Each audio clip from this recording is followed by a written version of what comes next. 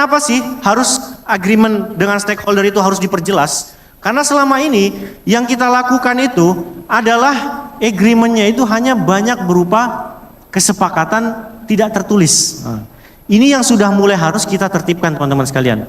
Bahwasanya ketika kita ingin menjadi semakin profesional di dalam bidang ini, kita juga harus mulai tata tertibnya dilancarkan. Ini aspek perjanjian itu dari segi aspek teknisnya ada beberapa, mulai dari syarat umum, lingkup pekerjaan, waktu pelaksanaan, metode pelaksanaan, jadwal pelaksanaan, sampai lampiran-lampirannya.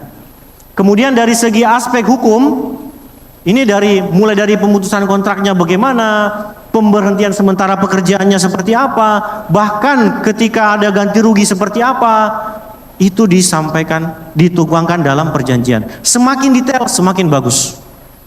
Semakin detail, semakin akan memperkuat kedua belah pihak. Jadi kita bukan hanya mengamankan diri kita sendiri, tapi kita juga mengamankan bagian-bagian yang bekerja sama dengan kita. Stakeholder yang berhubungan dengan kita.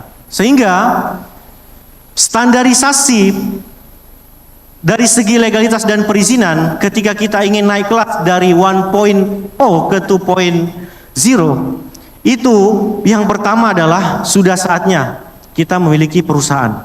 Sudah saatnya kita mendaftarkan perusahaan kita. Tapi dengan cara apa? Tentunya dengan kaidah-kaidah sesuai dengan perseroan syariah. Yang kedua adalah proses akuisisi lahan harus sempurna, Pak. Harus sempurna sesuai syariah dan sesuai hukum positif. Jangan sampai kita syariahnya getol tapi hukum positifnya dilanggar. Begitupun sebaliknya, jangan sampai secara hukum positif sudah oke tapi syarat-syarat syariahnya tidak terpenuhi. Kemudian selanjutnya adalah update tentang peraturan perizinan yang ditetapkan oleh pemerintah. Jadi tahun ke tahun kita sudah mulai harus belajar terus, Pak. Alhamdulillah di sini banyak sekali para senior-senior yang sudah berpengalaman di bidang ini.